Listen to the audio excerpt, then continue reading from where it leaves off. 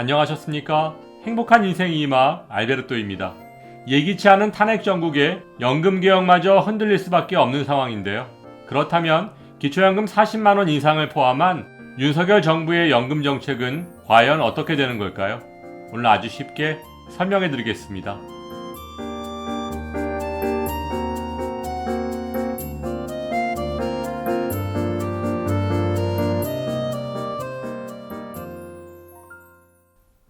최근 우리 사회를 덮친 탄핵 정국의 연금개혁의 진행 방향을 설명드리기에 앞서 현재 우리 사회가 처한 현실을 정리해보면 정부가 현재 노인 빈곤을 완화하기 위해 기초연금, 국민기초 생활보장제도, 그리고 노인 일자리 등의 정책을 시행하고 있는데요. 이 중 기초연금이 노인 빈곤 개선 효과가 가장 높은 것으로 분석됐습니다. 최근 한국보건사회연구원의 자료에 따르면 기초연금의 노인 빈곤율 개선 효과는 도입 첫 해인 2014년 5.2%에서 2018년 13.9%로 크게 늘었지만 기초생활보장제도의 빈곤율 완화 효과는 2008년부터 2018년까지 2% 안팎을 유지하는 선에 그쳤고 정부 노인 일자리 사업의 빈곤 개선 효과 또한 2015년 0.5%에서 2018년 1%로 아주 소폭 증가하고 있습니다. 이처럼 노인을 대상으로 하는 여러 복지정책 가운데 기초연금 제도가 노인 빈곤을 개선하는 데 효과가 가장 큰 것으로 나타났습니다. 하지만 전반적으로 복지 수준이 빈약해서 노인 빈곤을 완화하기 위해 고령층도 생계형 노동에 나설 수밖에 없는 처지라는 지적이 나오고 있는 상황 속에서 한국 노인의 경제활동 참여는 단순 노무, 농립, 어업 등 저임금 불안정 일자리에 집중돼 있다고 볼 수 있습니다. 2024년 현재 이와 같이 불안정한 상황 속에서 그동안 윤석열 정부에서 추진했던 연금개혁을 정리해보면 먼저 기초연금에 대한 연금개혁 추진 내용입니다. 첫째, 기초연금을 2027년까지 단계적으로 40만원까지 인상한다. 현재 기초연금은 33만 4,810원이고 지난 9월 발표된 2025년 기초연금은 2024년 대비 8,700원 인상된 34만 3,510원으로 국무회의에서 결정하였는데요. 지난 9월 보건복지부에서 발표한 기초연금 연금 개혁안은 2026년엔 기준 중위소득 50% 이하 어르신들을 대상으로 우선적으로 기초연금을 40만원으로 인상하고 2027년에는 지금처럼 소득 하위 70% 어르신들께 기초연금 40만원을 지급할 계획입니다. 둘째, 기초연금 제도의 내실화를 추진한다. 기초연금을 받는 복수국적 노인들이 해마다 늘어서 최근 10년 사이 5배로 증가한 것으로 나타났는데요.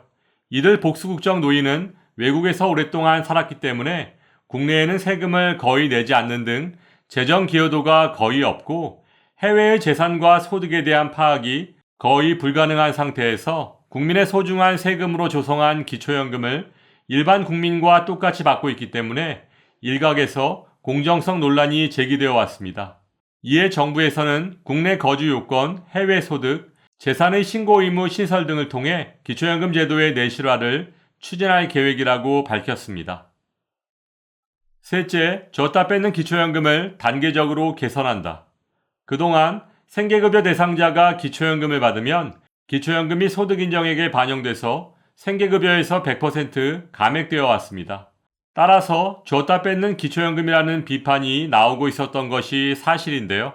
이에 정부에서는 기초생활수급자가 기초연금을 받을 경우 생계급여 지급을 축소하는 방식을 단계적으로 개선할 방침이라고 밝혔습니다. 이는 생활이 어려운 어르신들께는 굉장히 좋은 소식이라고 할 수 있지만 어르신들의 가장 큰 공분을 사고 있는 국민연금 연계감액을 포함한 부부감액, 노령연금 연계감액 등은 이번 연금개혁안에 거론조차 되지 않는 것은 너무도 안타까운 일이라고 할 수 있습니다. 다음은 국민연금에 대한 연금개혁 추진 내용입니다. 첫째, 국민연금 보험료율 인상입니다. 국민연금 보험료율은 1998년 9%가 된 뒤 26년째 같은 수준을 유지하고 있는데요. 이번에 정부에서는 보험료율을 13%까지 4% 인상하되 세대 간 형평성을 고려해서 50대는 매년 1%, 40대는 0.5%, 30대는 0.3%, 20대는 0.25% 인상하는 방식인데요.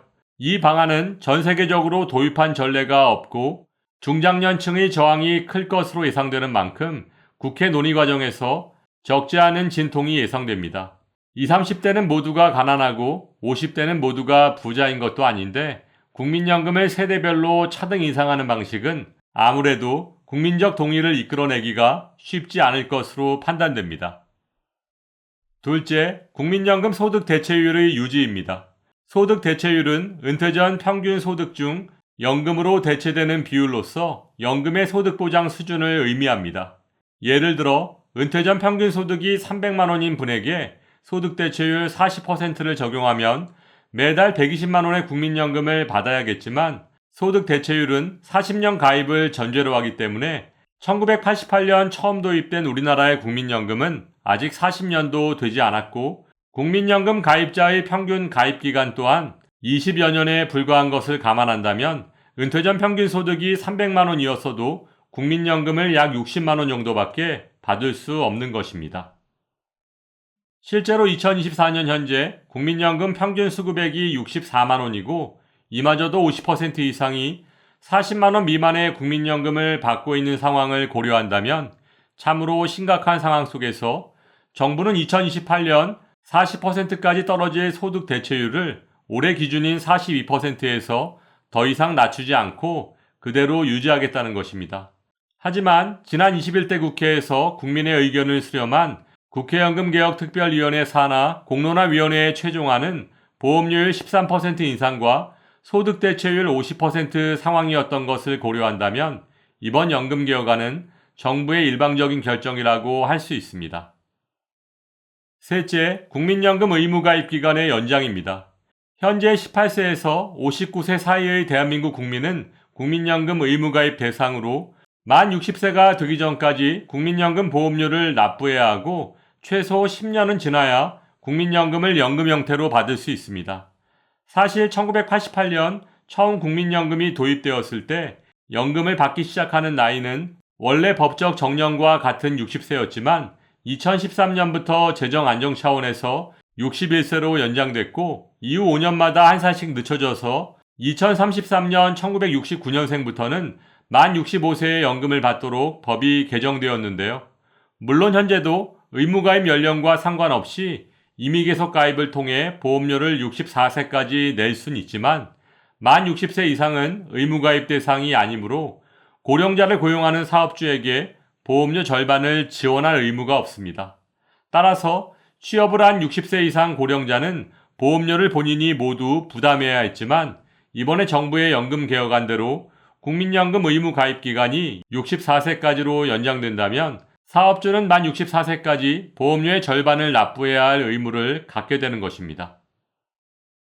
현재 대다수의 연금 선진국들은 연금 수급 연령을 높이면서 의무가입 상한 연령도 함께 올려서 보험료 종료 기간과 수급 개시 연령을 일치시킨 터라 우리나라도 의무가입 연령을 상향해야 한다는 목소리가 꾸준히 제시되어 왔고 전문가들 또한 정부의 이번 의무가입 연령 64세 상향을 긍정적으로 평가하고 있지만 정년 연장에 대한 구체적 대안도 없는 상황에서의 의무가입 연장은 실효성이 떨어질 것이 사실이고 여기에 고령 취업자의 국민연금 보험료를 50%씩 5년간 더 지급해야 하는 고용주 입장을 고려한다면 가뜩이나 어려운 어르신들의 취업 전선에 먹구름이 끼지 않을까 하는 걱정이 앞서는 것이 사실입니다. 오늘은 윤석열 정부에서 추진했던 기초연금 국민연금에 대한 연금개혁 내용을 정리해드렸는데요. 현재의 탄핵 정국 속에서 연금개혁은 동력을 잃어버렸고 연금개혁을 위한 법 개정 또한 사실상 어려워졌습니다. 또한 연금개혁의 시작이라고 할 수 있는 국회 연금개혁특별위원회 설치 등 관련 논의도 후순위로 밀린 상태인데요. 기초연금 40만원 인상을 포함한 국민연금 보험료율과 소득 대체율, 그리고 의무가입 기간 등의 연금개혁은 향후 정권의 향방에 따라 그 결과가 바뀔 것으로 예상됩니다. 보편적 복지를 주장해온 민주당과 선택적 복지를 주장해온 국민의힘, 이제 어르신들의 선택에 달려있다고 할 수 있습니다. 불합리한 연금제도가 하루빨리 시정되기를 바라며 오늘도 알베르토가 어르신들의 행복한 인생 2막을 응원하겠습니다. 행복한 하루 되세요. 좋아요, 구독, 그리고 알림과 공유는 좋은 콘텐츠를 만드는 힘이 됩니다.